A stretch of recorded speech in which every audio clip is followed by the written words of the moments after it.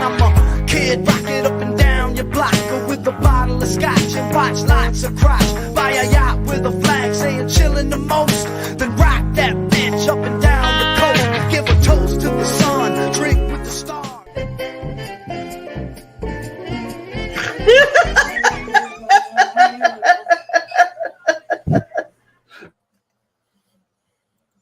It's such a stupid laugh.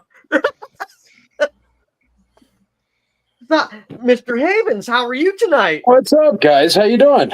How's it going? Good. Good. We were just talking about getting all excited, getting ready. We're a month away almost. No, Yeah. we are a month away. Yeah, we are a month away. Less than 30 days. I think 29 days right now. Watch out. Looking forward to it. Nice. Me too.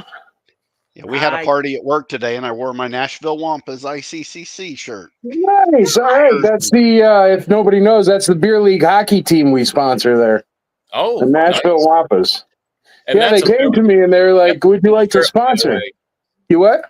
I like that shirt, by the way. Oh, thank you very much. This is a new one for 2024 right here. This will be on site. You can grab yours. Oh, hell yeah. Yeah, Kevin Lyle made it. If you've ever watched our stage shows, he's like our main MC there on the stage. Okay. But he makes really cool art. And since we're having so many X-Wing pilots, you know, we did a Battle of Yavin this year. So there's a patch as well. Oh, cool. Very cool. Super excited. Super excited. Me too, man. All right, I saw your list come through of all the things you'll ask me. I didn't read it, though, so you can just ask me whatever, and I'll answer it. How's that? I was just excited. You guys always give me so much warning, and I am just not that, you know. That's the story of my life, just so you know. Yeah, just throw it at me, and I'll catch whatever it is, and I'll tell you whatever I know. How's that?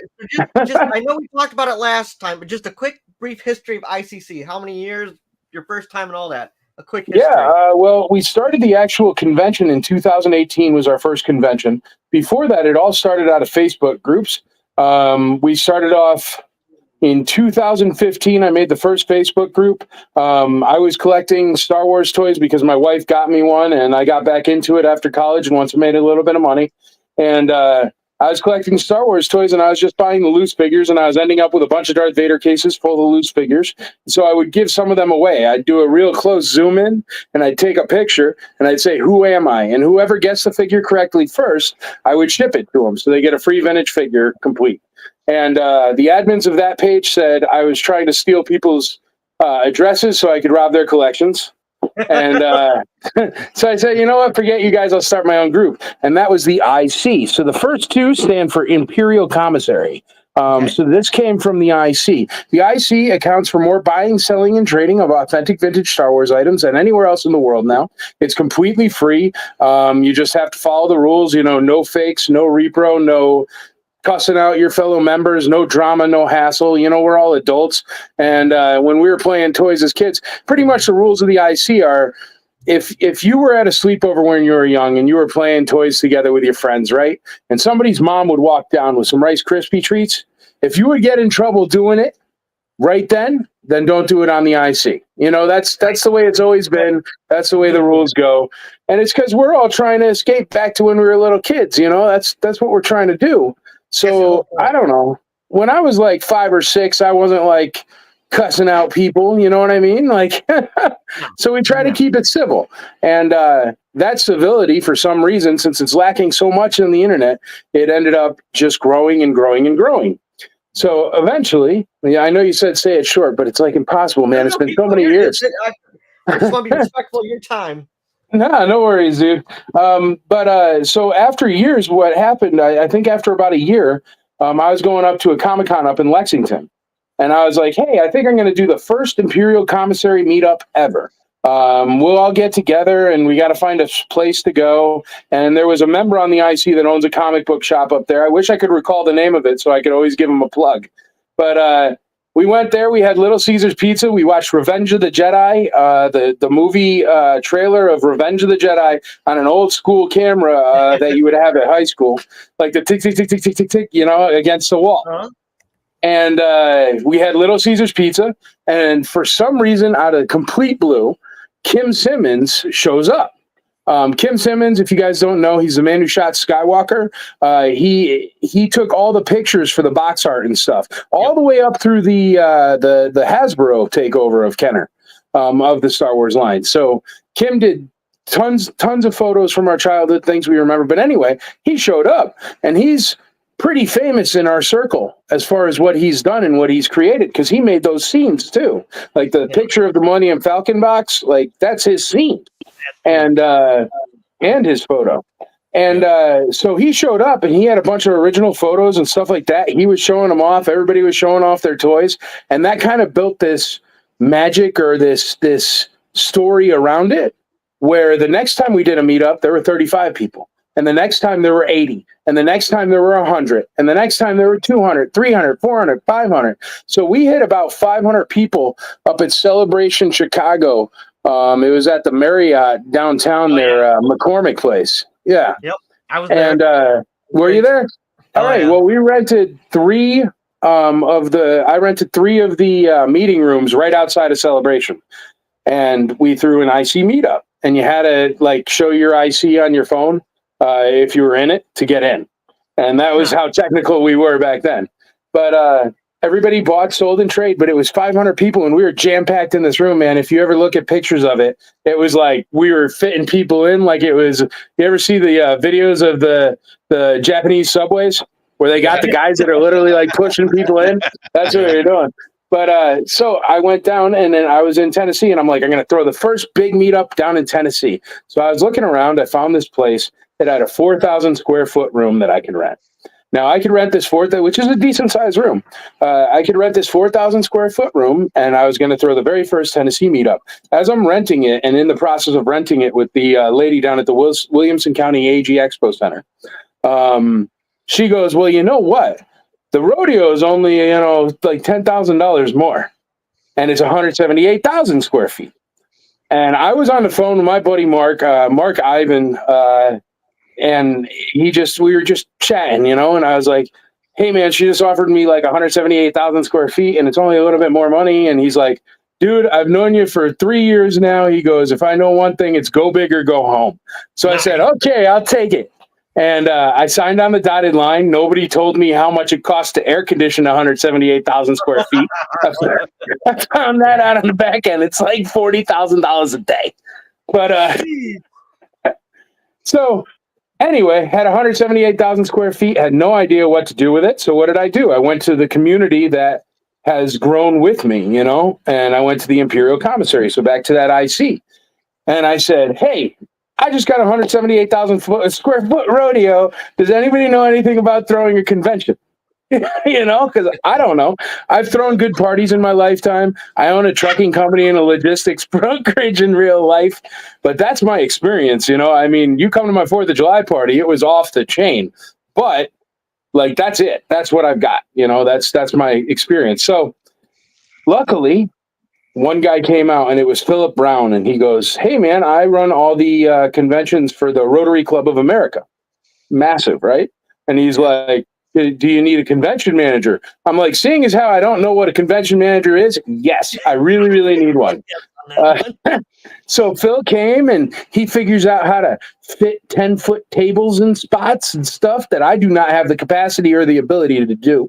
Because I'm like the dreamer side of the thing, and he's more like the, listen, Mike, I don't care how much you like it, but you can't fit more than 20 feet in 20 feet kind of side of thing, So then somebody came out, my buddy Nat, and he said, do you need any security? And I said, yes.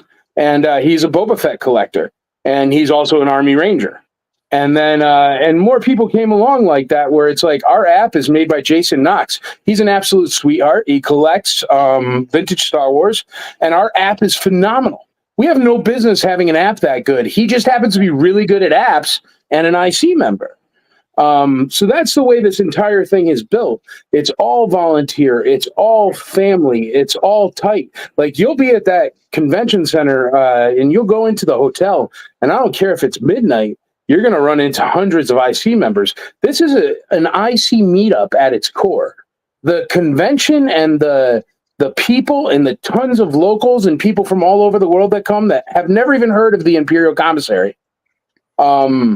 they don't even know that there's like this nexus, this middle, this core that is just so strong and so tight and so family. I mean, everybody knows each other and they welcome in new people like instantaneously. I put up a post just the other day because somebody sent me, they tagged me in a piece of swag they were making. And it's just a sticker. And I was like, you know what? I'm going to put up a post. So I put up a post and I said, one of my favorite parts about ICCC is something that very, very few conventions have. And it's swag.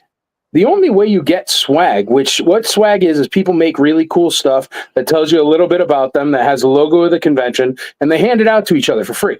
It's crazy. It's like real kindness in action and tangible. It's bonkers.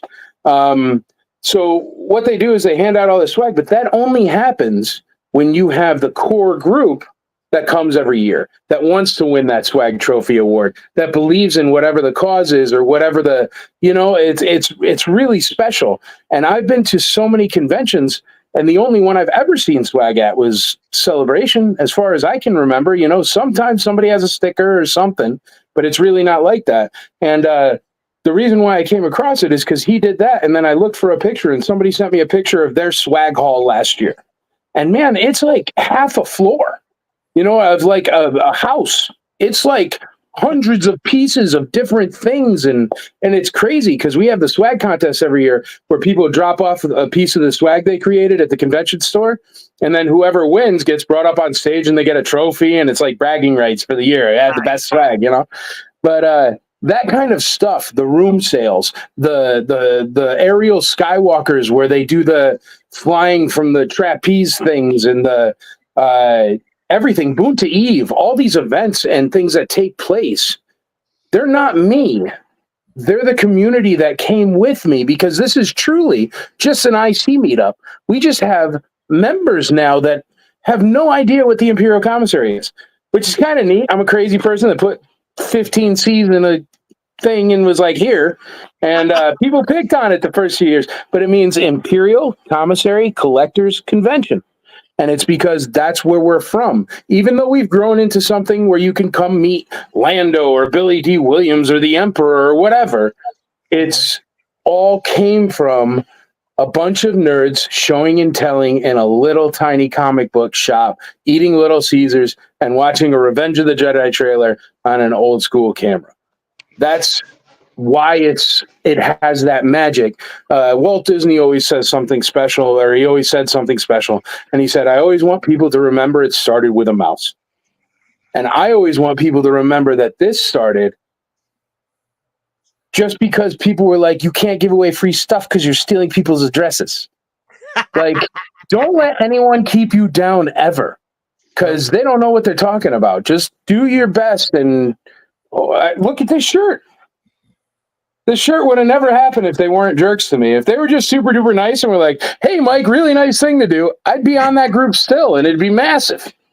And I'd just be a regular, not super Star Warsy person that has this figures on my shelves and still has time to go fishing, which... Well, I, for one, am glad they accused you of that, because look at where we're at now. Yeah, man, me too. Everything happens for a reason, brother. I'm a big fan of that one. Now, what are the exact dates for ICCC this year? October 3rd through 6th. So October 3rd through 6th, 2024. And it's a Thursday, Friday, Saturday, Sunday. Thursday is only VIP and only early birds. Early birds is a little extra thing we did this year. They're actually sold out. They sold out yesterday. I just changed the website today. But early bird is a little extra thing, is you pay a minor fee so you can access like the show floor and the vendors and stuff like that early. Because as I said, this was originally built for just a small little tiny meetup collectors community. And you'd be surprised how many people couldn't care less that there's movie stars in the building. They are there for the toys and they want to be first. Yeah, see, there you go, man. Yeah, and we cater to that because it's Imperial Commissary Collectors Convention. You know, we're a bunch of collectors, man. Now, is there tickets still available? Yes, VIP is still available. Everything is available except for the early bird. So full weekends, Friday, Saturday, Sunday, or individual passes for Friday, Saturday, Sunday, or the big VIP package, which is awesome. Wait till you start seeing the videos break of people getting their VIP badges. It's the coolest VIP badge in the world. And what happens is with VIP, you get food every Friday, Saturday, Sunday. You get access early every day. You get line skips every day. And on Thursday, you get first at the guest stars and at the tables, everything. You get first dibs. And then you also get a VIP only question and answer meet and greet panel with Warwick Davis himself. So that's nice. And you get all your food and you get pie. So it's like the best VIP in the world. Check it out. But So the pie everything is there again. Yeah, oh, of course, man. We're in the South. They can't bring you to my house and not give you a piece of pie. I'd be a horrible person. Yeah, I just checked. Yeah, I got the full weekend access with early bird all 4 days. Nice, perfect. Yeah. So you'll get the toy access and everything early. You'll miss out on the Warwick Davis panel and no pie for you. But Yeah. it's Tennessee. You could drive around and get pie. Don't worry. Yeah, like my fat ass needs pie. Hey, everybody needs pie. That's true. This is true.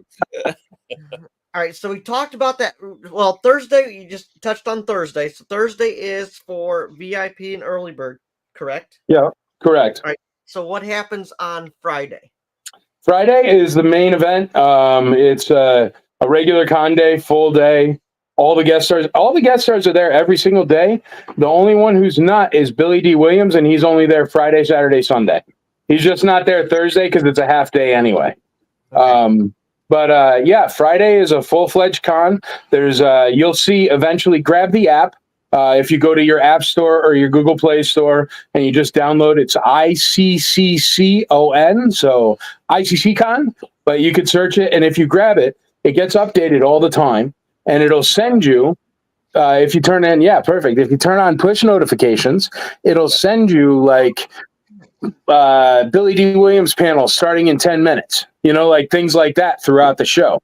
And then what happens is we will be putting out the schedules. So you'll see the photo op schedules, the panel schedules, and you'll see the whole list of panels and everything. But those are coming currently. And then also we'll have the schedule for the podcast room, which is where are you guys in it? Did you guys sign up for it?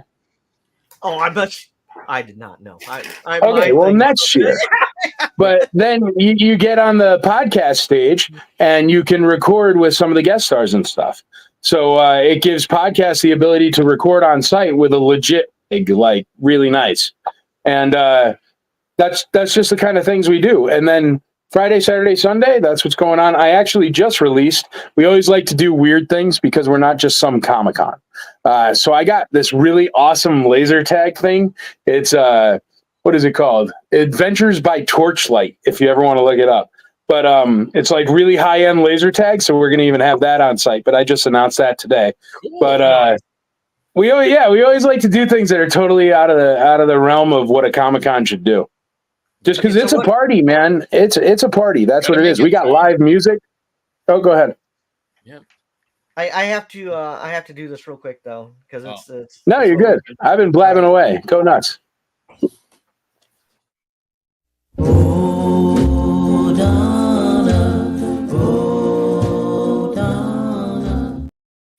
Well, hello, Donna. Hi, Don. Hi, hello, Hi, Donna. Donna. How are you?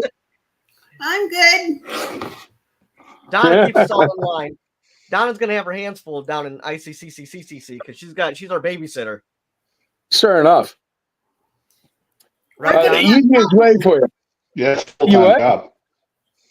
We're gonna have hot wings. Some full. There are definitely hot wings here. You get them Nashville hot. That's for the tourists. What was it called? He probably knows the place. Either Hattie B's or Prince's Hot Chicken, right? Oh no, there's a wing place right just a mile down the road, not far from your store. It's called Hella Hot Chicken. It's right on Nolensville Road. Nolensville Pike. They're newer. They're fine. Yeah, they look pretty nice. Uh-oh, that was the Good. It's $1 a wing. I like Prince's. I'm a Prince's guy. I like their crunch.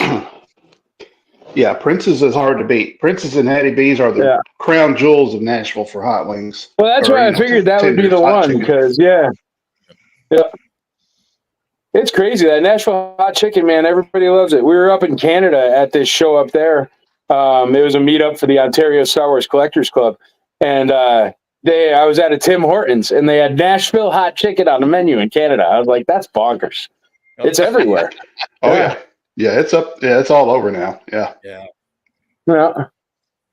So Friday, Saturday, and Sunday pretty much is the same with the panels and all that. Just people moving around for different stages and all that, correct? Yeah, there's all different panels.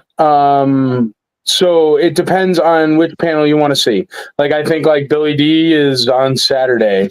But if you want to see the X-Wing panel, that might I don't want to quote what day panels are. There will be a schedule, it'll be released, but there's like a whole list, and David Longwater's been in charge of our stage for years, and he's actually also an IC admin. And he works for Disney. But that's how this all worked out, man. It's just he collects B-Wing pilots. That's his thing. You know what I mean? So, like, literally, you could walk up to anybody with a staff badge on and be like, what do you collect? And they'll have an answer for you. Because we're one of you. It's just like-minded people making something cool. Yep. Okay, so I won't put you entirely on the spot. I'll go through the guest list, and you tell me who they are and what they'll be doing, if that's okay.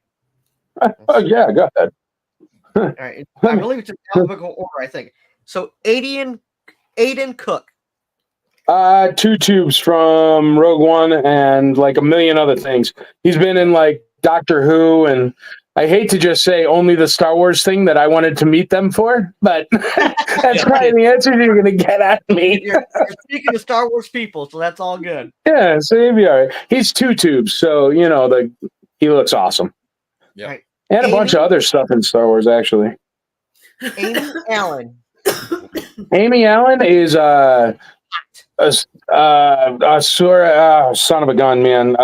She's the blue Twi'lek from Attack of the Clones. Yep. Alias Sakura, is that her name?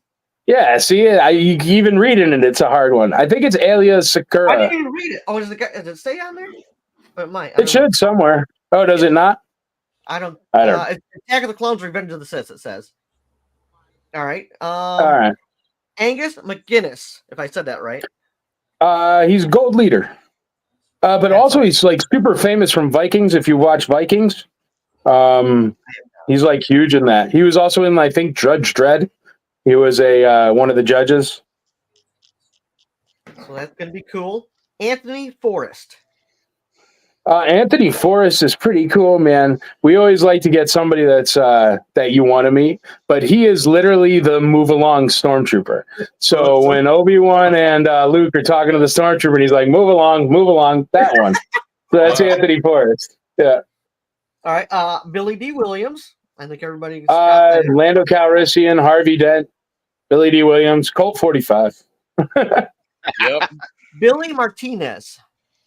Billy Martinez is awesome. He's a Nashville artist, and he made our convention exclusive poster. If you're looking at the picture of him, the poster of the Star Wars figures at the drive-in, behind him, that's the poster this year. So you can get that at the con store. There's always an exclusive poster, exclusive figures, and exclusive pin, patch, T-shirt, hat each year. All right, and then you introduced what kind of artist did you say? A natural artist? Nashville. Nashville. He's from Nashville. He's been there. Yeah, we always give artists, up and coming artists. He'll also have a booth there, but we always give up and coming artists that apply. All the badges that you get will have artwork by Jeremiah. He'll be one that you read there. Okay. And then like all the patches and the coins, like I said, this is Kevin Lyle. What we always like to do at ICCC is we like to bolster artists in our community the best we can. So you're going to see some of the coolest artwork you've ever seen at this convention. And it's because we really hold it to a high level. I don't know. Wait till you see the badges. You'll be so impressed. But that's Jeremiah. Yeah. Cool. Probably the one I'm most excited for, and it has nothing to do with Star Wars, but Brendan Wayne. Brendan Wayne. Well, he's a Mandalorian, but you just want him because he's John Wayne. Yeah. He's the Mandalorian. There's more seasons of Mando coming out too, so always good to talk to him about that. Yeah. He is actually even more so now because I heard Pedro ain't coming out of his little audio booth anymore. So That's fine. I don't think he's strapping on the outfit. He won't be missed. He is the Mandalorian to me. We don't care. We wish the other guy would he would just adopt the voice or try to do the best job. We would take it. We respect I him agree. for doing the. If you guys have heard me on other podcasts, I'm always the guy that really dislikes when they make somebody ridiculously famous a Star Wars character. Because it just makes them unattainable. Yep. Yeah. Nobody's ever going to get a Jack Black autograph on a Star Wars poster. Oh, gosh. I mean, so why do it? You know what I mean? Like, Danny Trejo, they literally put him on like a skid and dragged him out in Boba Fett for no reason. Just because he was Danny Trejo. It's like, I would rather have some like fat old dude be the Rancor keeper, man. You know? That is like nobody. So we won't see Lizzo at a ICC con? Well, if she buys a ticket. Excellent answer. Yeah. All right, the next one is somebody that I could just sit there and just listen to all his stories. Brian Muir. Brian Muir is awesome. I highly suggest everyone watching this and listening to this podcast to actually look into who Brian Muir is before you come to the con. He has made all the props and everything for like everything I ever remember in my life. It's crazy. He made like the Ark of the Covenant. His thumbprint is literally Darth Vader's nose. He made Darth Vader's helmet. He made the Stormtrooper helmet. He made the Ministry of Magic in Harry Potter. He made like 5 different James Bond things. Like, you remember that James Bond where they're in the ice? That was like him. He made the alien space jockey giant gun thing.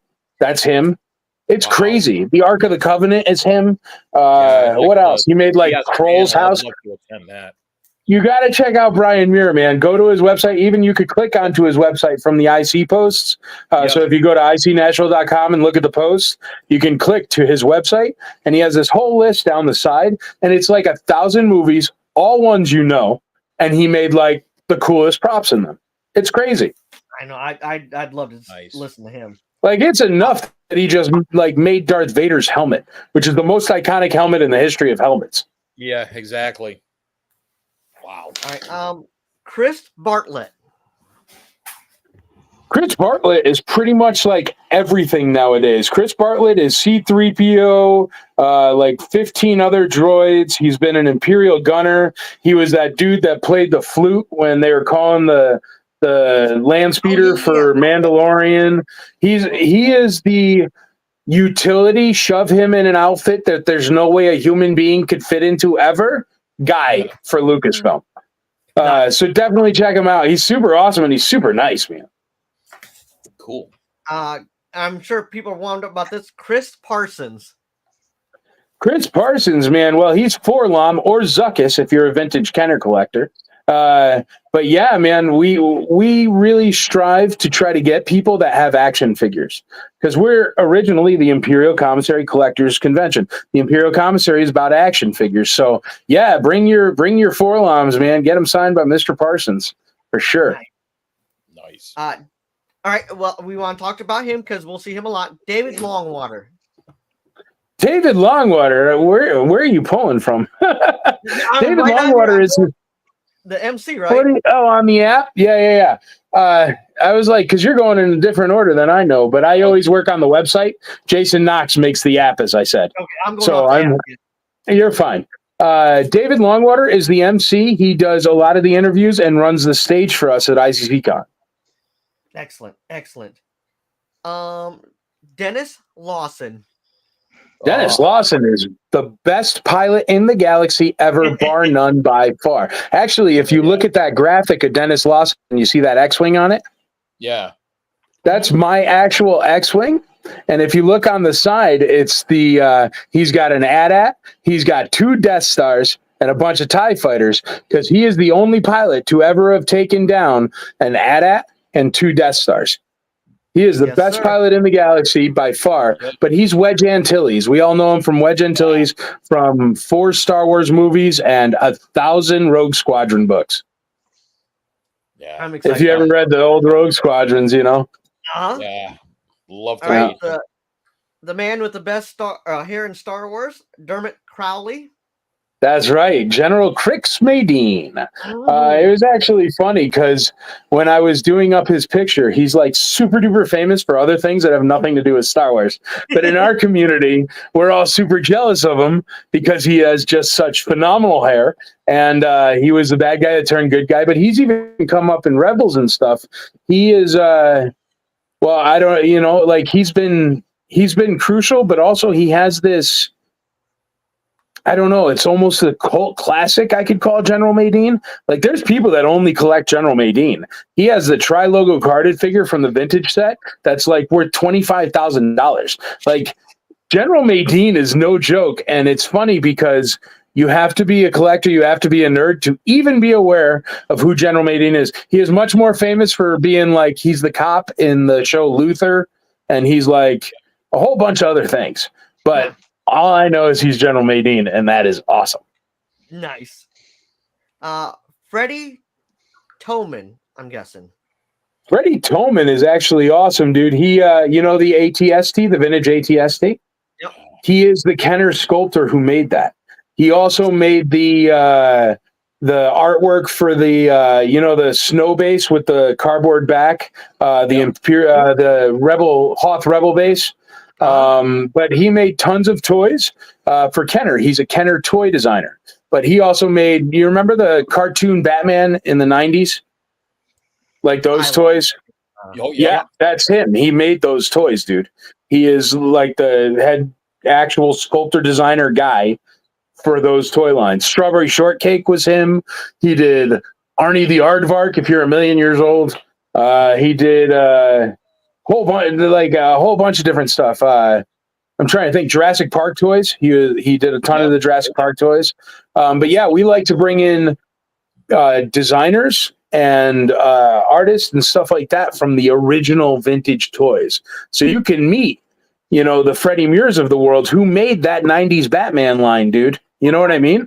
And you could be like, why'd you make Batman so buff? Because he looks awesome. You know, and he's a character. I suggest talking with him for sure. Great stories. I remember here, I'll blow up his spot because who knows. But he is telling us this story, and I won't go too far into it, and I won't mention any names.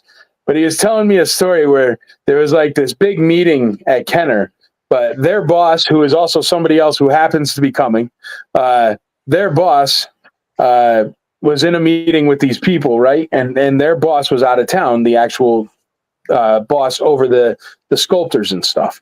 So they went, and there was like this big fancy meeting or whatever, but it was near the sculptors and they were all bonkers. So what they did is they made they had flash powder from some kind of photos they were taking.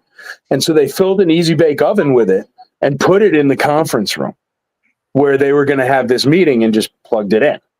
So the entire thing went boom. Halfway through the conference, man, filled up the entire room, and they threw it out of the conference room. It burned a giant hole in the carpet. So what they did is they used all the stuff that they had to repair the blue carpet so it still looked like it wasn't ruined for when the boss came back by Monday. So he's like, we were on the floor and we were filling it in with little pieces of carpet and little pieces of blue paint and trying to make it. And it's, man, the stories they have are hilarious. And those stories created the toys that we love so much. So that's why we love having them. But yeah, go ahead. Freddie Tomlin is awesome, dude. Nice. Definitely fun to talk to. Okay, so this is on the guest star, and I want to mention it because they're giving you coverage. Is Fox 17 will be there giving you live coverage or special or? They'll be doing live coverage. They're our TV sponsor, Fox 17 Nashville, My TV 30, and the CW 58. And they essentially give us advertising, and we give them a booth, and they give you guys free stuff. Nice. Win-win. Like, you know, it's just a Fox 17 booth. But that way, also, we get on coverage on site and stuff like that, which is awesome, across those 3 different networks. But I don't know why it's reading off that. Is that the guest star list on there? I got to talk to Jason Knox. I'll be like, dude, you got Fox. Because there should be a separate area. I think Are you that's on the worthy of news mentioning. or are you on guest stars? I am on guest stars. Huh. I'm gonna pull up my app now. You're going fine. Keep going. But yeah, if All we get right. any more that aren't guest stars, Garrick Hagen. Garrick Pretty excited about Hagen that. is Eggs. well, he's Biggs Darklighter. So from a bunch of deleted scenes, but also the X-Wing pilot that was Luke's best friend. And how old is he now? Oh gosh, I don't know. He gotta be 80, wouldn't he? Yeah, probably. I mean, man, it's God bless.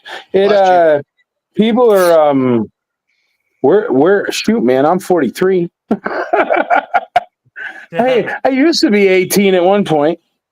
But yeah, man, that's not to be that guy, but that's why I try to get some of these is because Right. they're from England and you never see them, and and that's where I'm going to stop talking. But I mean, yeah, man, like get your autographs. Guy Gilchrist. Guy Gilchrist is awesome. He was Jim Henson's cartoonist. So anything that was a Muppet that was a cartoon is him. So Muppet Babies, Star Wars Muppet Babies. He did Ninja Turtles. He made Nancy. You remember Nancy, like the comic strip and stuff? That's his. But yeah, mostly Jim Henson's cartoonist. So anything involving Muppets that was in cartoon form is him. All right, I'm sorry, I have to end the stream now. I'm getting too YouTuber-ish. Yep. Daryl, come on here. All right, Jeremiah Pantoja, if I said that correctly. Yeah, Pantoja. He is the badge artist from this year. I don't have any badges to show you, but you'll get your badges soon and you'll see. But he's the badge artist. We always pick one badge artist every single year since the IC started, or since ICCC started. And we do collectible badges. There are 8 collectible badges this year. And people do try really hard to get the sets. Usually the guest star ones are the toughest, but they usually tend to leave them around all the time because they're famous people.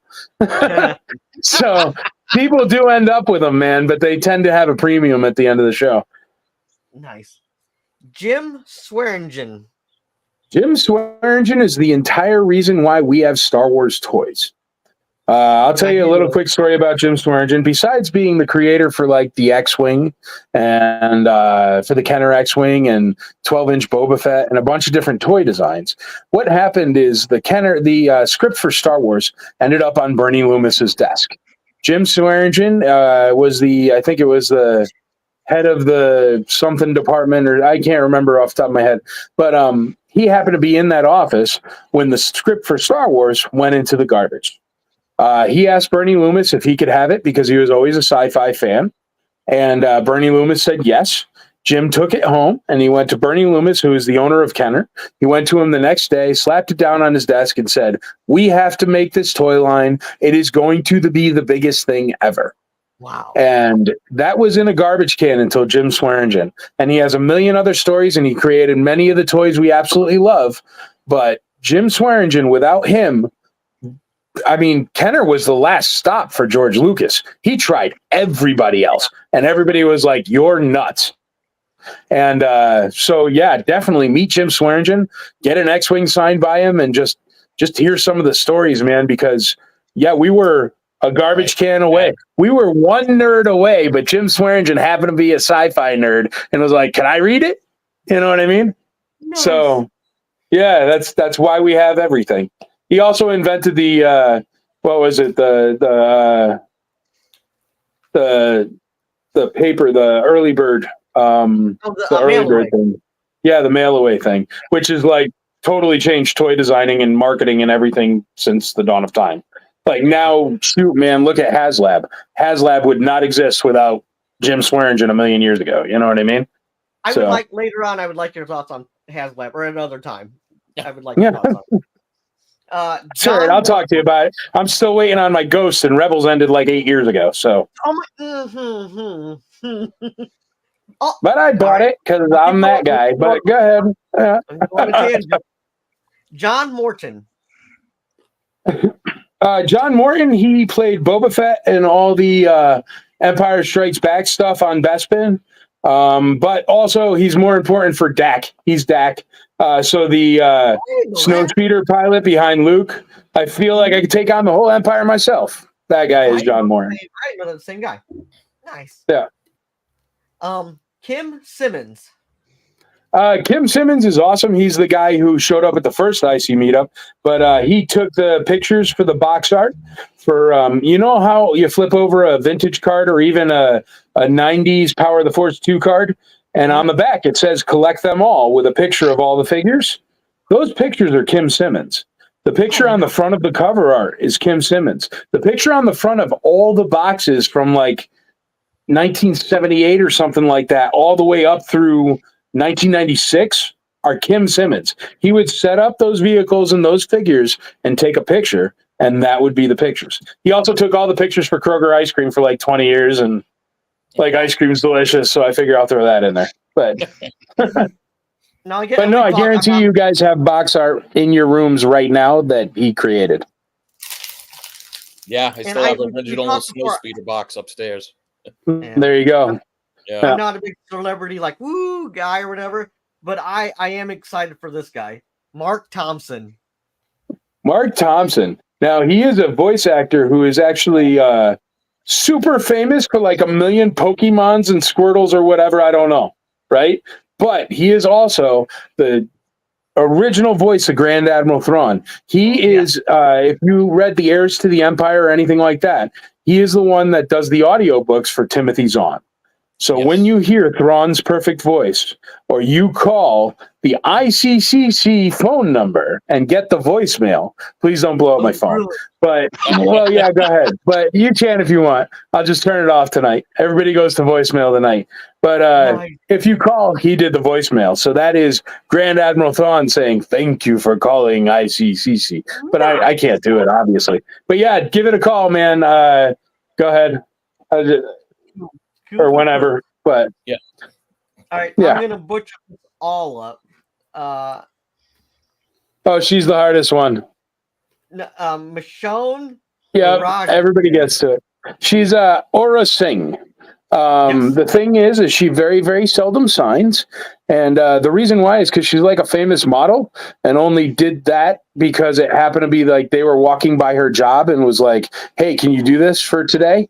And so she never signs, but she's Aura Singh. And I mean, she comes up all the time, whether it's Rebels, whether it's anything about bounty hunters, whether it's shoot, she was even talked about in Solo when Tobias said, thanks for taking care of Aura Singh for me. Yep. I just pushed her to Paul killed her. Is that what it is? Paul Blake. Greedo, man. Come find out. If you're old enough like me, come find out that Greedo never got a shot off. If you're a young person, come find out that Greedo never got a shot off. Yeah.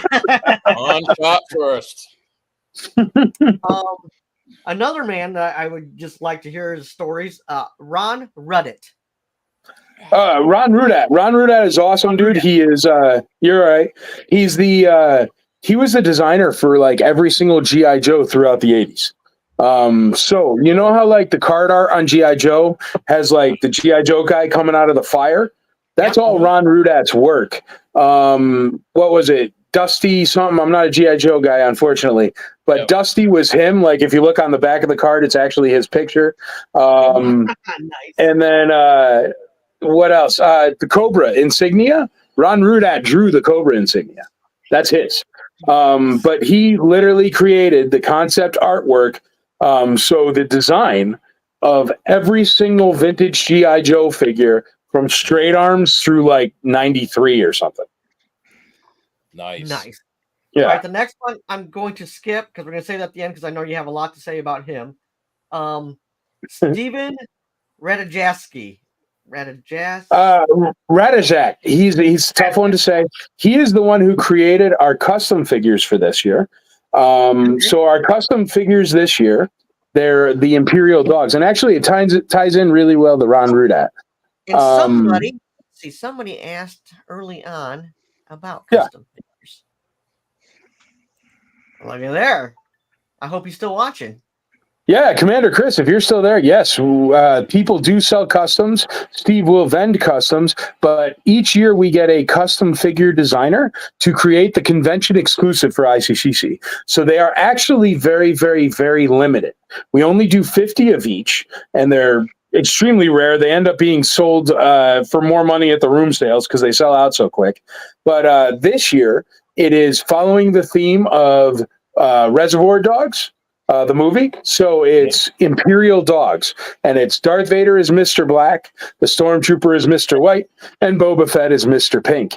And there's a story that goes along with them, and you can get them each day at the con store. There'll be some released, and it's only 50 of each. They're all numbered, and they're the collectible figure. Because see, at our convention, we are collectors, and it's built by collectors. So not picking on any other conventions at all. But if you think a Comic-Con exclusive of a Funko Pop is a Comic-Con exclusive, it's not. They make 60,000 of them minimum, and that's why you can find them in Hot Topic and EB Games the next day. It's not exclusive if there's a million of them. It's exclusive if there's 50 and there's thousands of people in the building. So that's why we do it like that. You can see pictures of some of them behind him in that picture. But there'll be another post that comes out eventually that has better pictures of them all. But they're shockingly awesome. The Stormtroopers got 2 Glocks. Boba Fett has a suppressed pistol. It's like really cool, man. So you'll dig them. And the box art, the card art is phenomenal. And they look just like carded figures. Very, very nice. And they're done in the original mold Kenner line. Nothing against 3D printing. It makes awesome stuff.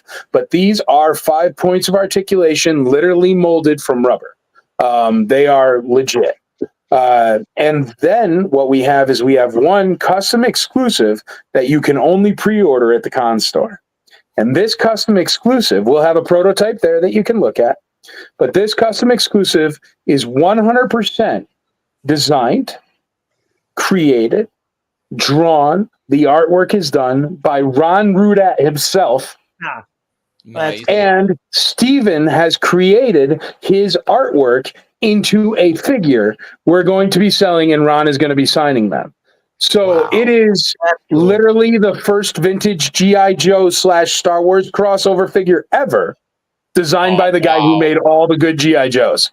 But there's also, there's only 100 of them. So even though we're pre-ordering and we could sell 5,000 of them, we're only selling 100. And the reason why is because it darn well better be exclusive if we're going to write exclusive on it at ICCC. That's true. Yeah. All right, another good one. But that thing's going to be awesome. Nobody's even seen pictures of it. I just broke that right here. It's going to be sick. It's so cool. Tim Rose. Tim Rose, man, it's a trap. That's Admiral Akbar right there. All these guys have really done like a million other things. They have very, very long storied careers. I'm sorry, I'm just like, oh, he said it's a trap, but he's Admiral Akbar. But like he is, which is awesome. That is cool. That is cool. Tim Effler. Tim Effler, he is was the head boss for Kenner. He actually designed the Jurassic Park logo and gave it to Steven Spielberg. These guys are really, really cool. If you look at his picture, he designed all those toys around there, or he was in charge of the team that designed them. But the way that Jurassic Park thing happened is before Jurassic Park actually came out, when Spielberg was still working on it, he was looking into the toy lines. So what Tim Effler did is to pitch the toy line to Steven Spielberg while he was at Kenner. And I think actually you could see in that picture he has a dinosaur. But he made a bunch of dinosaurs, and he made a bunch of Jeeps out of the old G.I. Joe Army Jeeps. And he painted a design on the doors of the Jeeps. And it was the Jurassic Park dinosaur skeleton looking sideways thing. And Spielberg said, whose design is that? That's awesome. I need it. And he said, it's mine. You can just have it. And they secured the Jurassic Park line. And Tim Effler's picture that he drew on a door one day to be creative is on every poster and everything in the world. It's so famous. You don't even need words around it. You know that's the Jurassic Park logo. It's awesome. Yeah. All right. Another great one. Timothy Zahn. Yeah. Timothy Zahn, the only reason why we had Star Wars between 1986 and 1996. That's true. That is the Him truth. Right and Bendham's. That was it. Bendos, I forgot about Bendos. Hey, don't forget And you about know what Bendham's, man. Really, when I really talked to excited for him. Timothy Zahn in 2 years ago, he was one of the most fascinating people to talk to at that convention. He sat there and he talked to my son and I, and it was a fascinating conversation. Well, here, I'll break some awesome news for you here. This is an exclusive for you. I haven't even told anybody yet, and I haven't even put up the post. But Timothy Zahn will sign for free any book of his you bring him at ICCCon. As a little special favor to us. So you don't even have to pay for the autograph as long as you got one of his books. And you darn well better have one of his books because they are like literally the best ones. So Hell yeah. Again, don't get me started. Just don't get me started. I'm just Well, the right, way he moving on talked anyway. to us, we he actually do bought all books three? from him. yeah, definitely buy his books too. That's always nice. But he is letting everybody get signatures for free if you bring some of his books. If you want to get a Grand Admiral Thrawn figure signed, I think it's only $10 or something cheap. But that's because I don't know. If I owned Grand Admiral Thrawn, I would have been like, I get 20% of every single blue guy you sell forever. Oh, yeah. I don't care if it's a Max Rebo. I get 20%. But I don't know. So All right, Tom Osborne. Tom Osborne is cool. He's another one, Kenner one. He was actually the director of the design team at Kenner. He was responsible for like the Tauntaun and Play-Doh and like a whole bunch of other Kenner toys. He's another Kenner employee from Cincinnati back in the day. Nice. All right, Warwick Davis. Warwick Davis has been in about everything. He's Wicket from Star Wars. He is Willow from Willow. He was in the Leprechaun. He was the Leprechaun in all the Leprechauns. Yep. He's Professor Flickwick in all the Harry Potters. He's been in 9 Star Wars movies, 8 Harry Potter movies, 7 Leprechaun movies. I mean, it's bonkers. He was the robot guy, Marv, in Hitchhiker's Guide to the Galaxy. Yep. He was, oh goodness, I can't think now. Like a million other things, but like it's crazy how many things Warwick has been in, and he's been a leading character in a lot of them. He was even the most recent, I think, was the Willow TV show. I didn't catch it yet, but it was just on like Netflix like a year ago or something. They've shelved it. Did they shelve it? That's all right. Yeah, they put it out there for a while. Disney Plus. Oh, really? Maybe they're selling it or something. No. They turned it in for tax because they didn't, for tax reasons, they took it away. All right. So they did it as if it was a write-off or something? Yeah. I don't know, man. I mean, not to pick on Disney Plus in any way, but you keep putting turds in a box and trying to sell us turds in a box, we're eventually going to say it's a turd in a box. Yeah, you're not kidding. So they should take their tax write-offs. Last and definitely not least, because I know this is a guy that has a special place in your heart for the conventions, just from what I've heard you say, Stephen Constantino. Stephen Constantino's a sweetheart. He's an original Grammarian guard. You can see him on Jabba's sail barge. But he's an original Grammarian guard, and he's one of the nicest people, most down-to-earth people that I've ever met. Super duper kind. Very old school and nice. And the very first year of ICCCon, this is why Stephen comes every single year to ICCCon. Usually we don't get the same guests over and over and over. Maybe 2 years max if they do really great or people really want to see him again. But Stephen comes every year, and it's because the very first year, I didn't realize, as I said, I had no experience running conventions at the time. I didn't realize you needed people to clean up after the convention and like grab garbage and sweep up and like take the flyers back that you don't give away. And he was there because he had a late flight and he helped us all day cleaning and moving flyers and this, that, and the other. And he was just, I mean, a grammarian guard, a movie star guy, a guy that has like his own record deals, was like just helping us sweep, which was so good and so kind that I don't care if he's 150,000 years old in 125,000 years, he'll still be at ICCC if I got anything to say about it. Nice. Cool. All right. So lastly, the things I'm most excited for, extracurricular activities. There's What do you tons got of them. going? Because you got Me, what, the I do smoke- absolutely nothing. What happens is the con ends at 6:00. Then Mike gets in his truck and he goes away.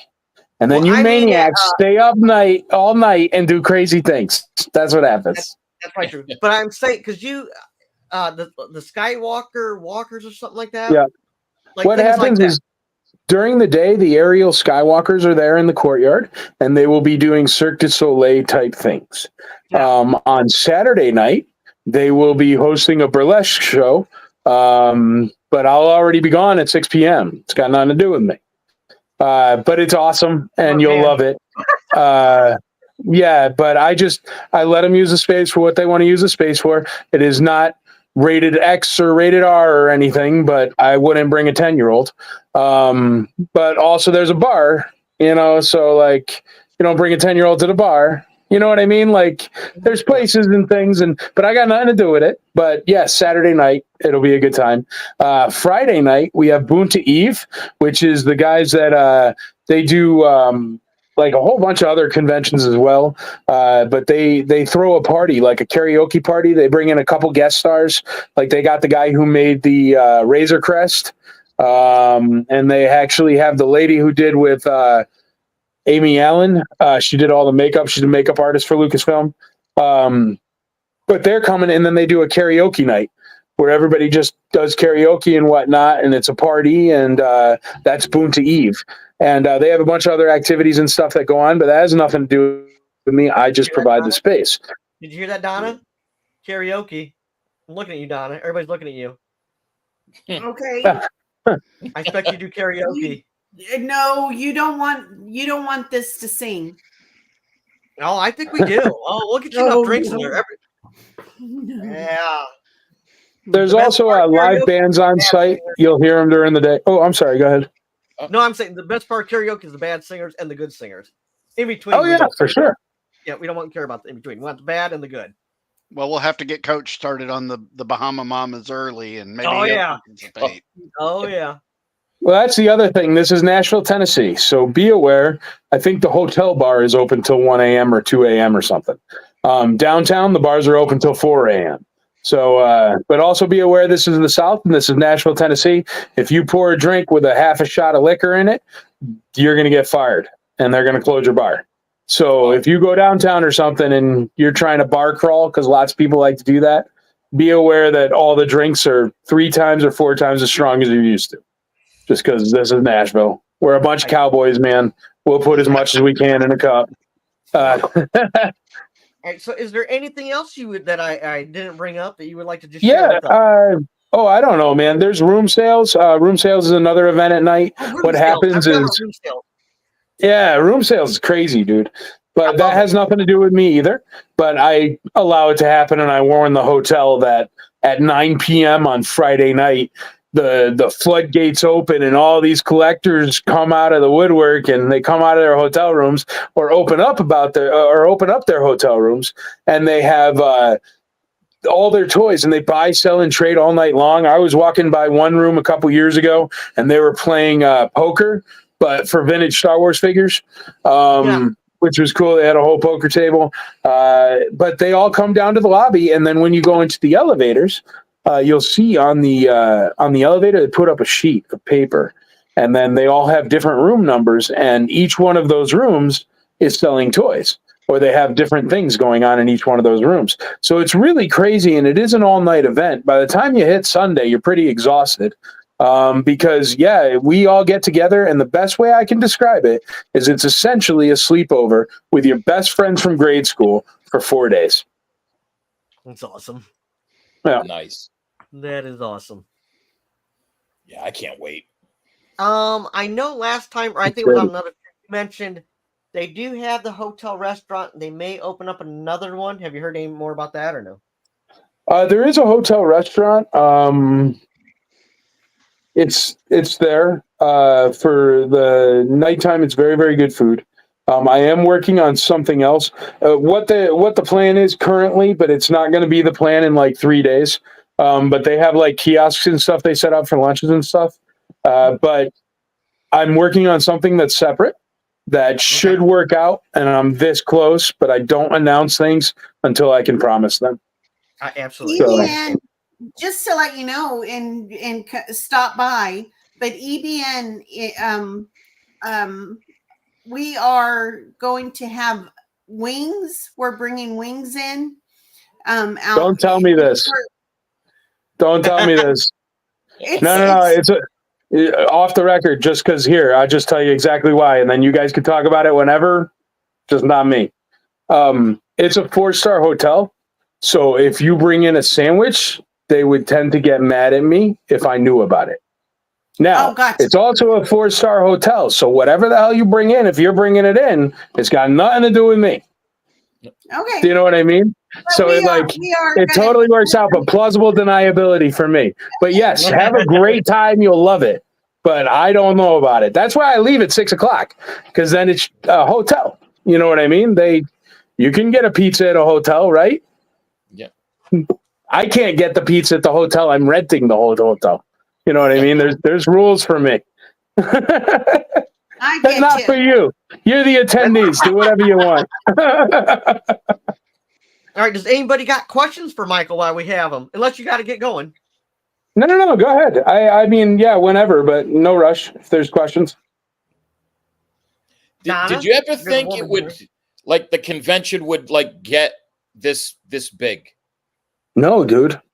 I thought I was totally done the first year, man. I didn't even know what I was gonna do. I had a giant rodeo arena, and I was cold calling movie stars, being like, "Hi, would you come to a brand new convention in Nashville?" And they'd be like, "Click." I did that about 75 times till I hit some dude that knew William Shatner, and he's like, "I'll ask," and I was like, "Yeah." But no, man, I wasn't even planning on it. Originally, I was just going to get a 4,000 square foot thing and have a meetup, man. That's what and I just happened to be on the phone with the right friend that was like, "Hey, dude, just go big or go home."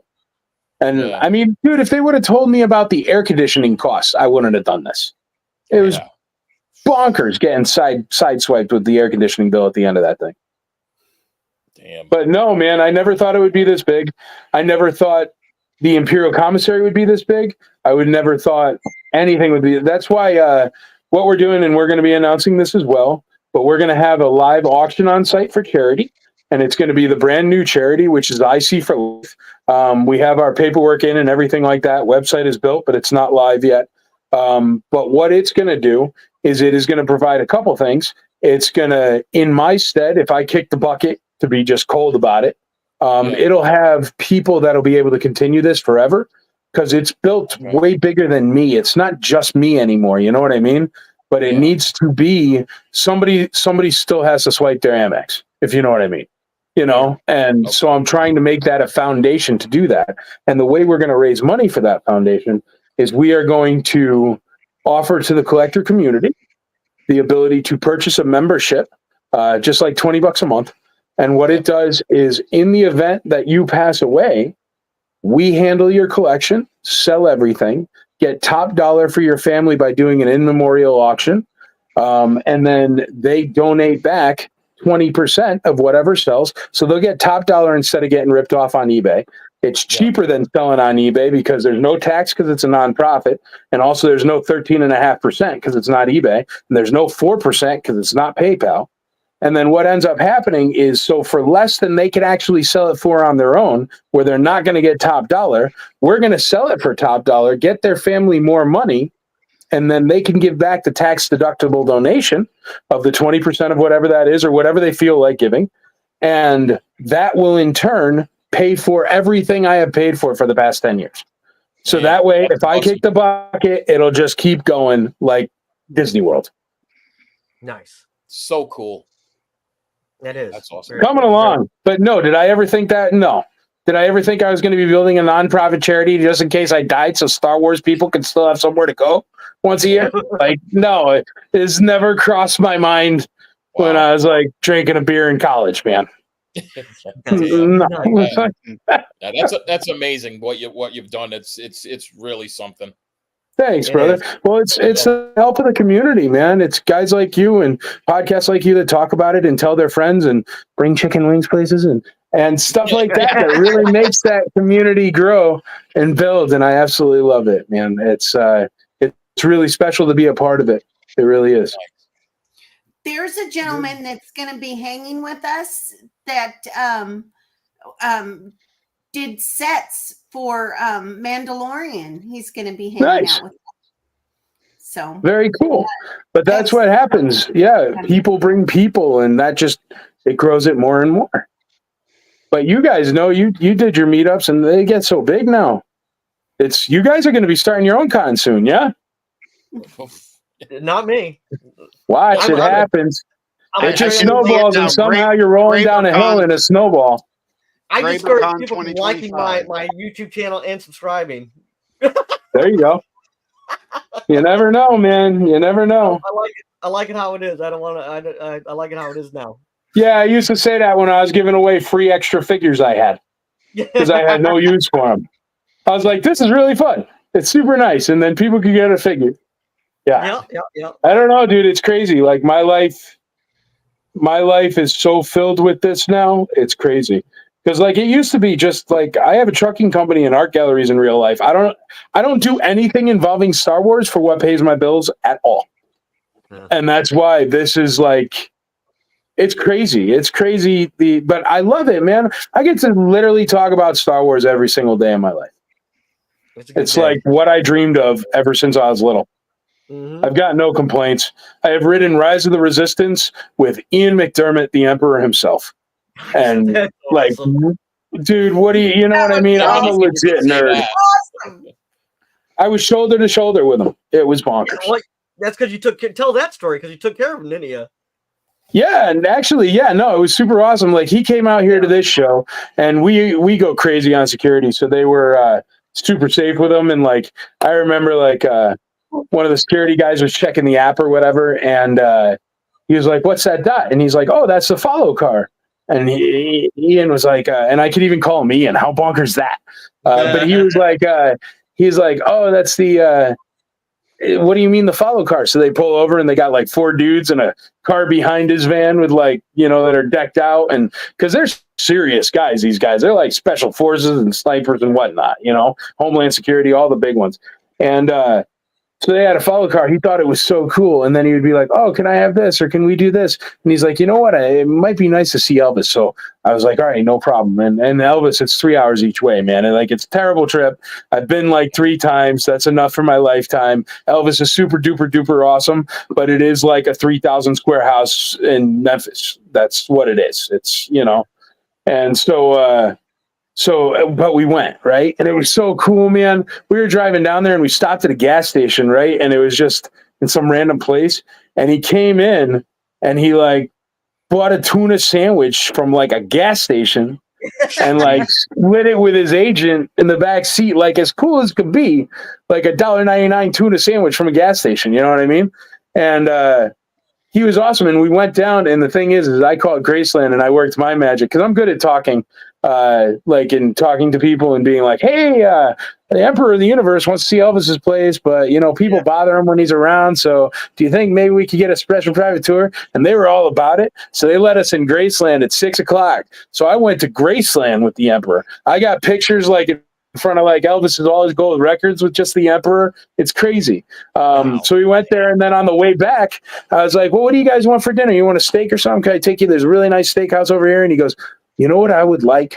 And I go, "What?" He goes, "Cracker Barrel." I'm like, "What?" Oh, jeez. I'm like, "No problem, dude." So we pull off the next exit and we get Cracker Barrel. And I remember he ate meatloaf and he's just too cool. But when I first met him, this is probably the story you wanted to hear. But when I first met him, But when I first met him, he got off the plane. He got into the Sprinter van. We had a nice Mercedes Sprinter van with TVs and stuff. And I had Return of the Jedi on the TV, so I could be cool. And I made even the driver, I was like, hit play, like when I call you. So it's like at his part when we come out. So we're sitting there and he's watching it. And over my shoulder, the Emperor's coming down the shuttle ramp, right? And he's like, do you know why? He's like, do you know why I'm walking like that? And I go, well, that's the way the Emperor walks. You know what I mean? And he's like, no, it wasn't intended to be that way. But he's like, the contact lenses only had little slits in them. So he's like, well, I was walking down that ramp. I couldn't see Darth Vader. So I am feeling with my feet where they're going to land down the ramp because he can't really see it all. He has two tiny little slits. So he goes, I have been forced to walk that way for 40 years now because I just couldn't see in the first scene that I was in. Damn, never knew that.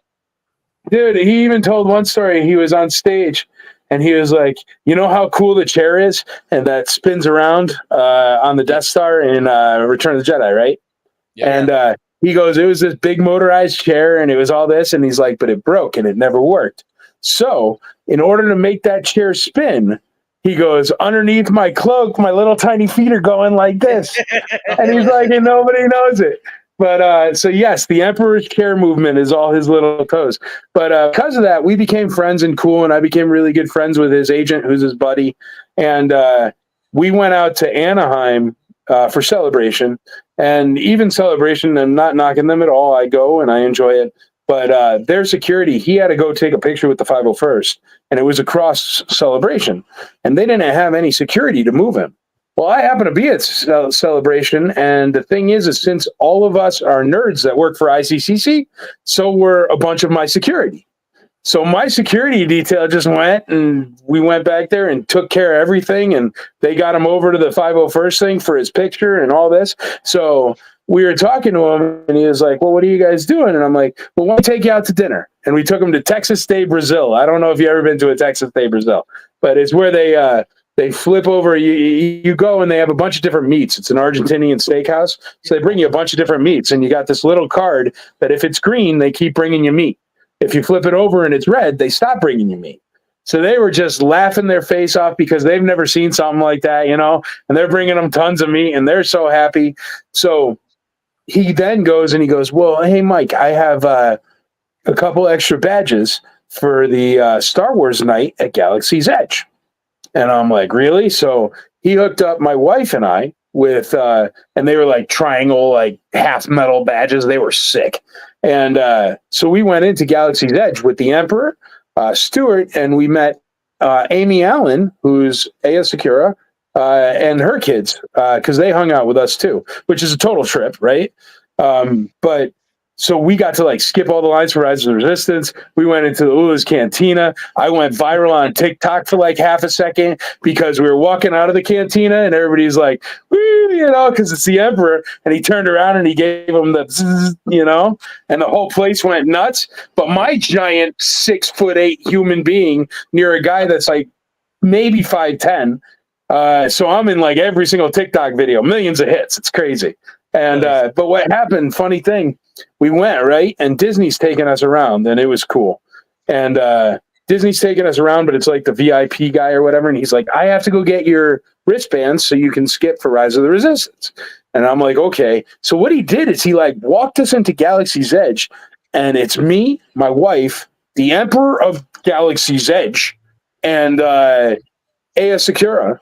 And then what happens is we're standing there, and I've never really had this happen. I've had people recognize me at the grocery store, but what happened is one person turned around and they looked. And then all of a sudden there's a flash. And then another person turns around, there's another flash. And then like there's 30 people and 50 people and 100 people because it's Galaxy's Edge on Star Wars night. And I'm standing there like a schmo with the Emperor with no security, no nothing. It was bonkers. And it was so funny, but he's so cool, man. I could tell you a million different Ian stories because he has just been so cool. But yes, I have been absolutely blessed because I don't know, man, because I love Star Wars. I love Star Wars, and I just wanted to love Star Wars. And when people picked on me for loving Star Wars, I've had enough people pick on me in my life for loving Star Wars that when they did it, it really ticked me off. And I had enough change in my pocket to do something about it. And that's what ICCC is. Nice. Awesome. Good for But you. that's the progression. But yeah, Awesome. thank you. Yeah. no, dude, and believe me, it is not lost on me. Anybody watching that's like, oh, you're so lucky, dude. I totally get it. Follow your dreams, work your butt off, put your entire heart into it. And I don't know, you two could have a phone like mine where like I can say happy birthday to people that I didn't think I'd ever meet in my life. You know? Yeah. So crazy. Well, you guys got anything else for Mr. Havens? I'm good. I'm really looking forward to seeing you in a few weeks. Me too. I'm looking forward to seeing all you guys very soon. Do you remember a guy that we all called Tron? He was in. Yeah, of course. He comes like every year. Yeah, he came. He's been there like 3 years now, I think. Yes. He passed away. Oh no! Away. And in 3 weeks, me and another EBN member, we're going to go to his celebration of life. But that's horrible. So he just passed away recently. Yeah, of course I know about him. Yeah, he was a sweetheart. I always used to love his smile, and I always gave him. I remember giving him my challenge coin at the place we were last year, and I got some pictures with him in the hallway there. But he would always track me down, and he was an absolute sweetheart. And I'll miss him, and I'll keep him in my prayers for sure. Yeah. I didn't know if you knew or not. So. Oh yeah. Of course. I'm the crazy person that stands outside and shakes people's hands as they walk in. Yeah. I appreciate everybody that comes to this show. Yeah. Anyway, it was ICC 2.5 years ago that I met him, and then the last one you had, I think you were there when we went to see. What is it? I can't think of the dude's name, but I think you were there with us when Ian McDermott and I can't think of his name. John Rhys Davies. Yes, John Rhys Davies. And then because you had come in and you kind of moved us kind of to them. We didn't even pay. Well, don't go telling people that. But yeah, I try to be a nice guy when I can. No, but that was good. You're breaking all the secrets between the chicken wings and the free autographs. You're going to get me in a lot of trouble here. That's probably kicked her off a lot. I'm just saying. Well, I paid for mine, Michael, so you're good. Hey, I appreciate it, brother. But no, ICCC has always been a place that we feel our literal mission statement is you shouldn't have to be rich to attend a convention, and you shouldn't have to be rich to be a Star Wars fan. Now, you can be rich and you get really cool stuff like life-size Millennium Falcons, and I got no problem with that. But you don't have to be rich to enjoy it. You know what I mean? And that's always what we wanted to do, and I'm glad to hear stories about things like that people recall, because we're trying real hard to make magic, you know what I mean? And I am gutted that Tron has passed away. He is a sweetheart, and I'll miss him. And he's been coming for years. And I always got a picture with him. And if anybody's tried to track me down for a picture at ICCC, it's a tall order, and he has always found me. So I'm gonna miss the heck out of him. Absolutely. Yeah. But I want a picture with you, Michael. Only I want you holding me, because I think it'd be funny. There you go. There you go. You better find me early in the weekend, man, because my back's shot by Sunday. I'm like 4'11", just so you know. So I think it'd be funny, haha. That's all right. I'm 6'8". You can sit on my shoulder. You could be my salacious crumb. We need to get you some long ears. Because I was there 2 years ago. I didn't go last year because of the 500, but because I always get up early. I'd wait till the sun comes up. I'd walk around the hotel a couple times. I was on vacation. I get up. Oh, you're the 5 a.m. maniac that walks around the hotel. I remember you. Because I was like, dude, you're the only person up when I'm up. I remember you were walking around the hotel thing, and I was doing the 4 a.m. news with the Joe guy from the news here. And you were the only person awake besides me, dude. Yep. That's hilarious. I didn't even connect that was you. Yep. You're the crazy 4 a.m. walker person, and you always got a coffee or something, right? Yeah. See, it's a cup anyway. It's not coffee. That's crazy, man. It's a cup. Little rum, little Pepsi. Pure rocket fuel. You made the crack about Salacious Crumb, but John's got the laugh for it. There you go. Let's hear it. No, I can't do it on cue. Get a few drinks in I miss Mark. Mark was such a good guy. Yeah, he was. Oh, Mark was wonderful. He was super duper nice. I used to hang out with him all the time because he was one of those guest stars where, I don't know, he wouldn't mind hanging out for as long as you wanted to hang out. Like, he would always find me because he was always a smoker, right? And the place I hide, well, I'm not going to tell you where I hide, but there's because I sometimes need 5 minutes to change my sweaty hat and breathe. But what happens is Mark used to always come out and smoke cigarettes back there where there was nobody. So I think I've talked to Mark Thompson probably more than any of the guest stars, and he was such a sweetheart. Even his son reached out to me when he passed, and it was nice to hear that it mattered. You know what I mean? It was nice to hear that it mattered to him, and he was a good guy, and he was a really, really kind guy, and I miss the heck out of him. Gee whiz. This is turning into a really heavy podcast, guys. Well, I would. You're all right. But no, it's great to remember wonderful people. So believe me, I don't feel bad about it at all. It's just, yeah. Who's the gentleman that played Yak Face?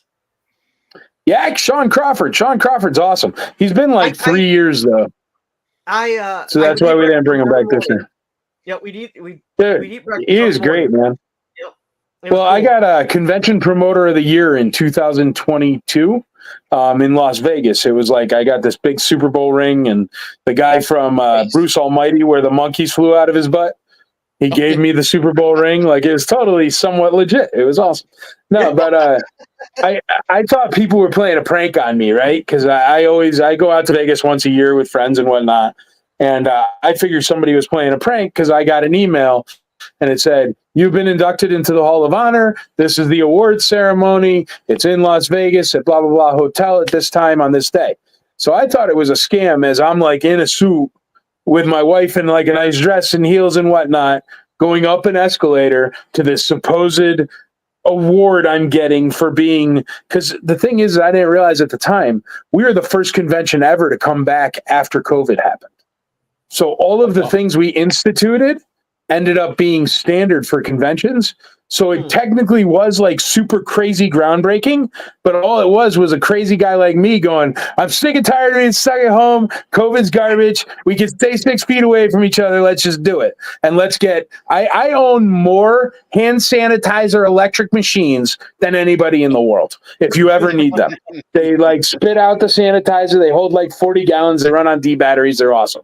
But we had electronic lights and this, that, and the other. So they gave me this ring and this big award, and I thought it was, because I didn't realize that, at all. That's not what we were going for. We were just trying to hang out with our friends. And as I'm going up the escalator, I remember totally freaking out because I'm somebody's messing with me. They're just busting my hump. I'm going to walk in. I'm going to be on some live stream with somebody busting my hump. And we got up there, and as soon as I walked in, there was Sean Crawford right there, and he's like, "Hey, Mike, how you doing?" And I'm like, "No way," because then I knew it was legit because Sean Crawford's Yak Face, and all of a sudden he's in Vegas for some reason. But there were 300 people there. It was this big major award. I got to find the ring. I'll show you the ring. I'll wear it because I wear it on con days. But it's bonkers. It's like a Super Bowl ring. I couldn't believe it, and it was for something that I had no idea I did. I was just too darn hard-headed, So I got an award for being hard-headed, which I always told my mom would happen one day. Yeah, but your hard work paid off. You set a standard. It was crazy, man. We didn't know we would do it, but yeah. And then all other conventions started coming back, and they had the same things as us. They had the LED ones, the masks, the temperature checks at the front door. We were the first ones that did the temperature checks at front doors. But it was crazy, but it got it done. And we cut our vendors in half, and we had 6 feet between everybody, and we had like 13-foot aisles, but it still didn't change the fact that we had a convention when everybody said we were stuck at home the rest of our lives. Yeah. So I was really, really proud of that. And then to get a little bit of hardware out of it was bonkers. And once again, something that's not lost on me. It's awesome, and I'm very, very lucky. Nice. Yeah, Nice. so cool. Well, as busy as you were, it actually meant to my son and I that you took a few minutes to talk to us and ask us how we were enjoying the con, stuff like that. And we were totally taken aback. And I'm like, that guy is running the whole show here. So that was pretty cool, It needs man. lots of people. It does. I really try to connect with the fans as much as I can because I am a fan as well. And I do find one of the biggest problems with conventions is they are impersonal. If you buy a VIP from me, I sign the VIP package. I say thank you for coming, and you get a business card with my actual phone number on it in your VIP package. You're spending your hard-earned money. I saved up my money this time, and I bought one for my son and myself. So we're. Oh, dude, I am not going to spoil it for you, but as soon as you get it, open it up, and you're going to wait till. You know what? I'm not saying nothing. They like literally, like I don't know, like 200 of them went out or something like yesterday, I think. So you'll be getting it soon, or you'll get it in the next batch. But dude, it is. I'm not even going to say it. Forget it. I'm not talking about it. You're going to be like, what? It's the most bonkers, awesome VIP thing in the history of VIP ever. And you're going to get it in the mail before you even get here. Well, I have never bought a VIP package for anything, but I actually know somebody that got it 2 years ago when we were up there, and he was talking about, talking it up and how, he felt like it was worth it. And I decided to bite the bullet, save up the money, and actually do it this time. And we're really looking forward to it. I appreciate it, man. Yeah, and I won't spoil it, but I honestly, there isn't much money made on anything with ICCC. I've never actually made money. I've come close to breaking even a couple times, which is always nice. But the VIP, definitely we lose money on every single VIP ticket we sell. And it's just because of the amount of food and the amount of ice cream and pie and this, that, and the other. And even the things we ship and the packaging and everything, you'll see. There is no VIP experience like it on the planet. And I've done a few of them, and I've been disappointed many times. But I really think ours holds up. So it is absolutely wonderful when the word of mouth, right there, your friend that bought one probably bought one this year, but you also got 2, and that's how the word of the mouth makes it grow. That 1 turned into 3, and the reason why is because your friend felt that it was a good deal. And that's all we're trying to do. Like, honestly, even when I pitch it to guest stars nowadays, I say, here is my previous guest star list. If there is anybody on that list that you know and trust that is a friend of yours, reach out to them and ask them for their honest opinion of ICCC.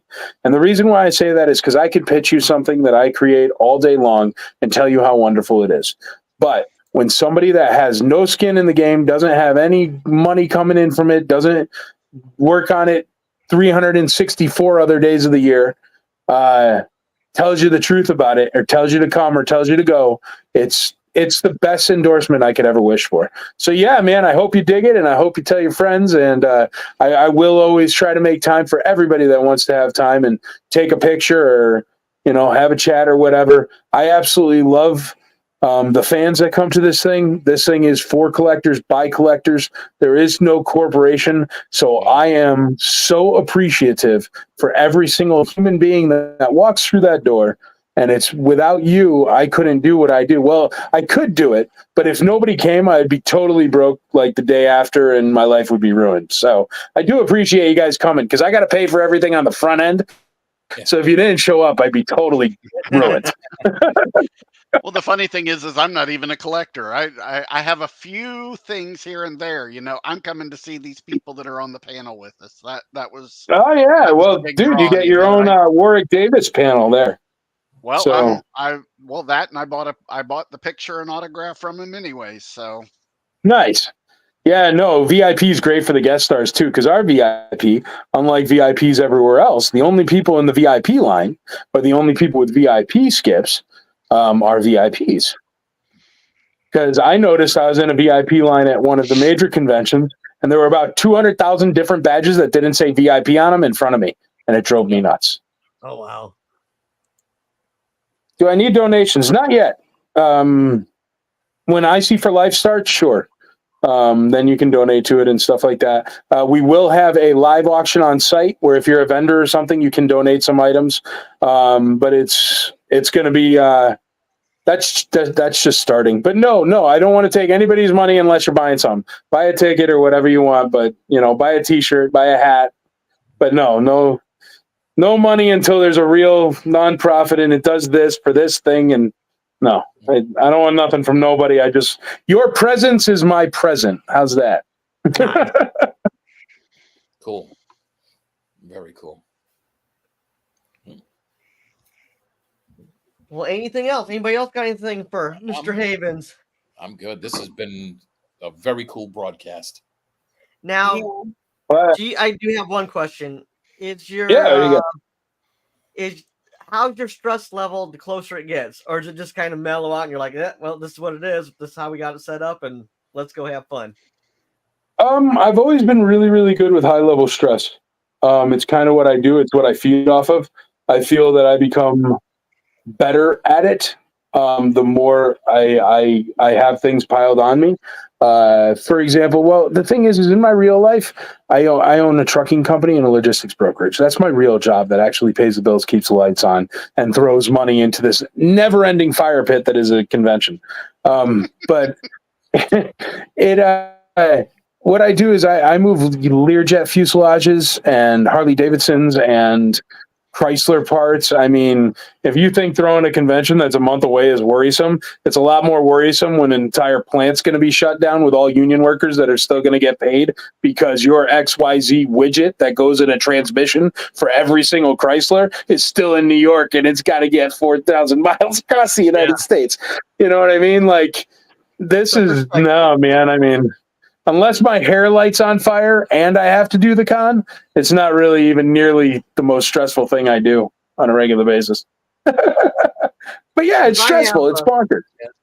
But just like on a very, very much like minuscule, smaller level, I have a go-kart track at my house. And so like opening day, because everything just got to be, everything's got to be right. Everything's got to be, and just until the minute I get in that go-kart, then everything's all good. Oh yeah, trying to get everything around, make sure everybody's where they're supposed. It just, but once you get on that, well, see, that's why I have the time to say hi to people and I shake the hands and stuff because most of my jobs are done by that time. I have maybe a 15-minute welcome speech. I have the live auction thing I have to do. I have to play sabak on stage for something or other. Like, there's a couple things that are like on my schedule that people tell me to do, but otherwise, like, my job is everything leading up to it. The reason why the guest stars are there, the reason why the tables are where they're supposed to be, the reason why the pipe and drape is there, all those kind of things, the merch, the swag, the badges, the patches, the pins, that's all me. But like day of stuff, that's when you can enjoy that's the team. Yeah. I don't enjoy it at that time. I get to say hi to people and stuff. I'm still like running around like a chicken with my head cut off.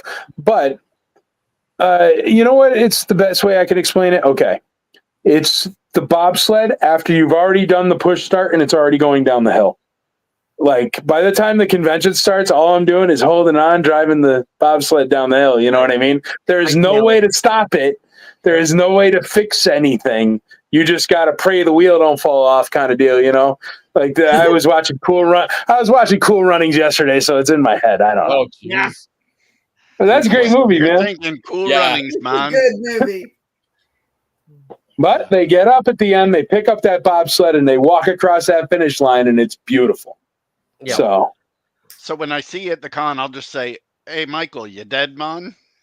Like, no, man. But my lucky egg is squished. Good deal. Well, that's about an hour and a half. I don't want to abuse my time because I want them to keep coming back because this is a lot of fun. No worries, guys. I really appreciate it. Thank you very much for having me. Thanks for coming out to the con. Everybody out there, check it out. I got to do the hashtag thing, hashtag ICCCon. Also at ICCC Nashville. It's ICCC. And then you could also find us on the interwebs at icnashville.com. And grab your tickets, grab your whatever, grab your lightsabers, grab your friends, grab your parties, grab your toys, and come on out and have the best ever sleepover you've had since you were 10. Guaranteed. Can you give one disclaimer on grabbing things for Miss Donna while she's there, though? Oh, Just please don't grab things or people. No, is that the disclaimer? What's the disclaimer for? I don't know. Yeah, that's for, well, she's kind of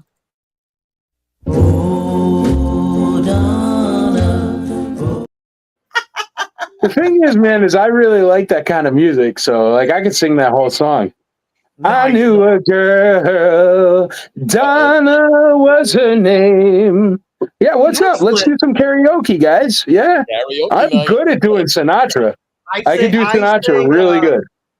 I sing one song and I only sing it at Eastern. That's the only time you ever hear me sing. Oh, What's the song? Empty Grave. Gee, I don't even know that one. Empty Grave? Empty Grave by Zach Williams sings it. Yep, Little Happy Birthday once a year? I'm going to Google it. That sounds sad, man. All right. So I do sing Happy Birthday, and it's great.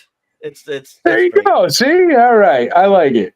Yep. It's so horribly wrong and bad. Actually it's a graver thing. We all do it. I mean, horribly bad. Well, I appreciate you having me, guys. Thank you so much. And I'll see you very soon. Sounds We'll good. see Looking you in a forward few to it. weeks. Can't wait to see you. Thanks, guys. Bye-bye. Take care. Bye. Well, that went pretty well. I'm Oh, yeah. excited. Very cool. Very All cool. of us are going, right? Oh, yeah. Yep. Nice. Excellent. And then Miss Donna, when are you and Debbie going? The weekend before CCC? Yeah. Well, yeah. It's on the 20th. She and I are leaving on the 20th. And then yeah, so ICC is like 2 weeks later, I guess. Okay. So we're gonna go. I just right before, the reason why I was late coming in was I was talking to Nick, and Nick. Be right back. Nick is may not be able to make it because he was going to go to Tron's funeral. Mm-hmm. So he's going. If it's not looking good, but if he doesn't go, he's going to have something for Debbie and I to say to the family and stuff. Oh, good, nice. Did they? How come they didn't stream last night? Or did they didn't stream last night? I think Coach had a family thing, and he was, and he can't do Thursdays are difficult for Nick because Nick is he's working. If you notice, a lot of times he'll go in and out because he's actually at work when he's streaming. Yeah. On Thursdays. That's hard to do. And so he can't do it by himself. So if Coach is out, then it's really up to, It is hard when you got family and all that. And then on Fridays, he streams on Friday before he starts work. So. Oh, that's right. Did he do that today? I missed that. I've been out all day long. I didn't even notice. I've been busy all day today. I didn't watch for it. I literally walked to my house at 6 o'clock, took a bath, and set all this up, and I'm ready to go to bed, to be quite honest with you, pretty soon. Yeah, me too. But I am looking forward. We're a month away. Can't wait. I cannot wait. It's going to be a good time. It is going to be a very good time. I'm looking forward to it. I'll be glad to have a few days where I don't have to just be gone. Yeah, it's going to be a much needed break. Yeah. So you guys, I sent that link out. I think Debbie Donna, may have too, for that place that we're going to get wings. They've got all kinds of different flavors. I saw that menu. That looked damn good. That does look good. The manager wasn't there when I stopped by Monday, but he gave me a call by the time I got home, and he seems really nice. I think they're a pretty new place. It's a real clean little shop. You know, it's not a real huge like restaurant. It's probably got 6 tables in there. Mostly it's takeout orders. Yeah. But their prices seem fair. They've got a pretty good clean real clean place, real good menu, a lot of different things in there too. For to me, medium sauce is hot to me, just so you know. We're gonna do mild. We're gonna do like I can do medium, but medium.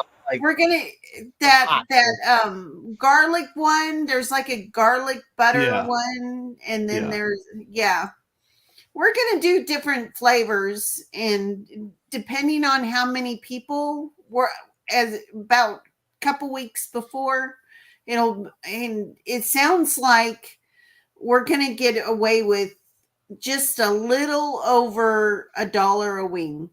And today's world, that's actually pretty good. I'm going to be staying in Nashville week of the 20th or 22nd, 23rd, whatever that week is. And I'm going to go and grab some for lunch or early dinner or something sometime just to sample his menu, you know. That's right. Give it the Mataween thumbs up. The Mataween thumbs up. Nice. That's what we need. Yeah. And I mean, it's literally a mile down the road. We can be down there and pick up the order and come back within 10 minutes. Yeah, you have to have sauce all over your thumb, though, when you give the thumbs up or thumbs down. I'll have my buffalo thumbprint. Yeah, yep. Donna, you're talking about $1 a wing, and I have to just sit here and chuckle to myself because I can remember being in college and getting 99 cent long necks. Yeah. And 10-cent wings. 10-cent wings, yeah. 10-cent wings. I know. That was like early 90s. That was 1990, as a matter of fact. It ain't just it's literally half a wing, really, if you think about it. These are the cut wings, so it's not like even a whole wing is right. It's like the drumette. Drumette, the flapper and the drum. But that's what that's still a good deal.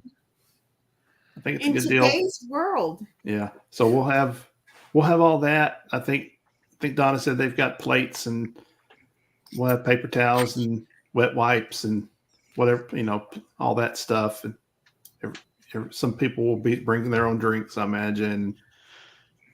Hopefully we can take over the courtyard like we did last time. Oh, well, that's where you and Rogue. That's where you and Rogue can get things set up. Is when you guys get there, go hang out. Oh, I may be too drunk to work. Donna, I may not even be able to stand up or speak coherent. From the last couple live posts, I agree. Oh yeah, did you see me last week, Donna? I was a walking puddle. I was seriously concerned about your liver. Yeah. Oh, well, because now my stomach's smaller, I get drunker faster. Oh, yeah. And I was seriously concerned about the women and little Bobby. Well, did you see that one chick? She was trying to climb a curtain to get away from him. Yeah, she was there from one of the champagne companies, and she was pouring champagne from the thing she was doing. Nice. And I think I went back to her like 5-6 times. I bet you did. But anyway, the first people that get there just need to go to the courtyard, sit down, drink a beer, just relax, and start setting up camp. Start pulling tables together. Set up Wednesday. Yeah. First one's there, set up camp. That's all we need you to do. I won't be there until Friday morning. John, if they'll let me into the hotel Friday morning, I'll come over and drop my luggage off in your room or something. Oh, or I can leave it in the car or whatever. Yeah, I'm arriving Thursday.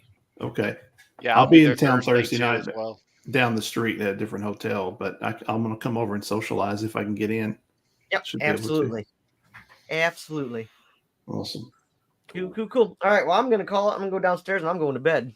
I'm going to All bed right. too. Sounds good. I gotta Long go, enough to do Felix's class, though. I got to go to a Cubs game tomorrow. Yep. Ooh. Nice. Oh man, I feel sorry Yeah, for I'm you. going to that retro expo here in town. Hopefully I can get some good figures and stuff. Nice. Oh, that's right. Yeah. All right, All right. happy Well, hunting. until next week, if not before. Are you streaming Monday, Rogue? I was thinking about it. I might put together an impromptu stream for Monday. Sounds good. Yeah. I'll text you a subject if you wish. Okay, as I'll long as it's just not have Harry mine. Potter, because I don't know anything about Harry Potter. I know he's got a birthmark lightning bolt, and that's about it. Yeah. Yeah, that's about it. And he's British. He's British. Yep. So, All right, right, guys. well, all right. Love you guys. Have a Have good a good weekend, one, y'all. folks. We're getting close to seeing each other. I can't Yeah. wait. Yep. Looking forward to it, guys. Can't wait. All right. We'll see you guys later. See ya. See ya. Bye, y'all. Bye. bye.